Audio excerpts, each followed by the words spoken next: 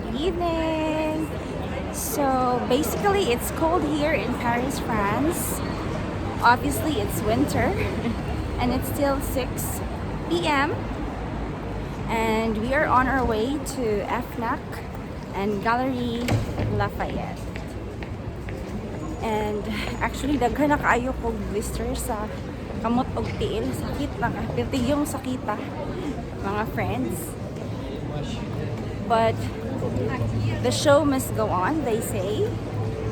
Mag-read ko later og letter. I-read na ko ang second letter sender, in which ang iyang dilemma is about married siya, but he's married, but he is still in love with his ex.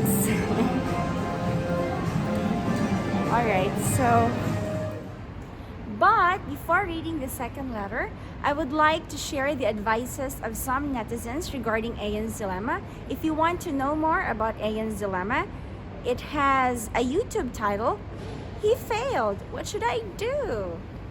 Here are the advices of our netizen from our netizens. From Dr. Maria Teresa Sanchez, every failure is a sweet ingredient to a massive success. God bless you, Ayan. And from Mr. Chan Paul from India, keep trying and believe in God. And last but not the least, from Dr. Corazon Byong, do not quit, Ayan. Trust Him. I will be praying for you. Thank you, mga friends, for your advices. Short but sweet. Now, it is time to read the second letter sender's dilemma, and here goes his letter. Dear Nth, I am a married man. Been married for 15 years now, with a beautiful wife and 5 wonderful kids. To be honest, I never loved my wife as much as I love my ex-girlfriend. Throwback.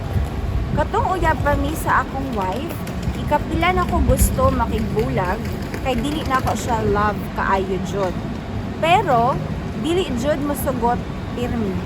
Ana siya na mo stay lang jud daw ko sa iyang life. Love kaayo ko niya, even if I did not deserve it. So, wala na jud ko choice but to stay with her, bisan dili kaayo na ko siya ana ka-love. Nagpakasal ni, in which mauna dapat akong buhaton, bisan di kaayo buhat. I know na ako'y sala, pero lisod naman kaayo igawas sa una. Now, one day, while niuli ko sa Pinas kay para i-process ang migration nila Papa and Mama, by the way, sa Canada na ni karon naka-base, nakakita mi sa akong ex sa mall. Kumusta, hi? Dayon ang exchange og mobile numbers. Chat-chat. Wala ako kaagwan pa. I-invite na ko siya for dinner. Fast forward. Nag-dinner mi and lahi na jud akong na-feel kay kabalo ko siya akong love. After ana, gi-drive home na ko siya and before siya ninaog, we talked about what happened sa past. Until now, love gihapon ko niya bisan naa na siya boyfriend. Ako sad. She was always part of me even if naminyo na ko. Gihold na ko iya hand pero siya hinaog. She brushed it away and smiled. Iya ko giingnan nga mura daw mi og parallel lines, always in the same direction but will never meet. Murag lami kaayo ihilak pero I know nga wala ako'y mabuhat para ipaglaban siya. I am now in the airplane on my way back to my family. She is still with me and I think I will forever love her. Nganong naamay inani, I tried to forget her for almost 20 years now, pero I still feel the same burning passion towards her. To my only true love, this song is for you, Somewhere in Time. And should I forget her? How? Thank you. Love, John. Hi, John. Thank you for sending your letter with us. And friends, as you all know, John is not really his real name because as promised, I will always keep the letter senders' names confidential. So, as usual, I wrote my advice for John because I might forget some details of my advice. So, here you go.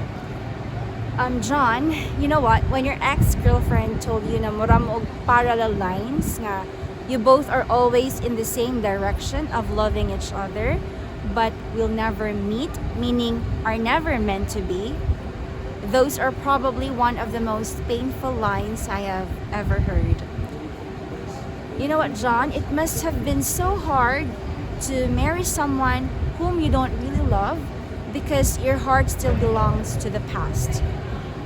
And the saddest part is you know that you will forever love your ex-girlfriend from afar.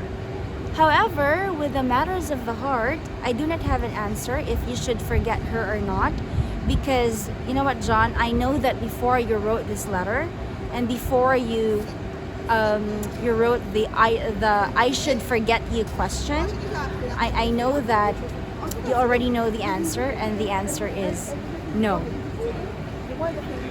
However, despite the cries from your heart, you have to face the truth that you are already married.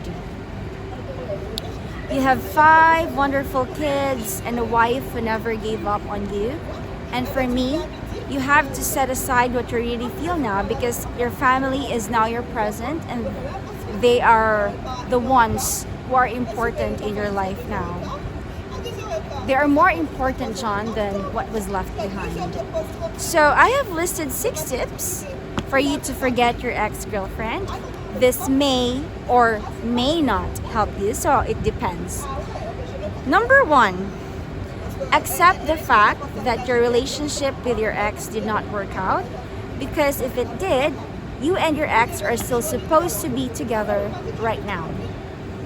Number 2, do not contact her anymore. Cut, as in super cut, all connections with her, both in real life and in social media. Number 3, spend more time with your family. Plan to have a camping excursion or book movie theater tickets to watch a nice movie or travel together to a place where you haven't been before. Number 4, I think this is one of the most important among all tips. Date your wife and write all the good things about her to remind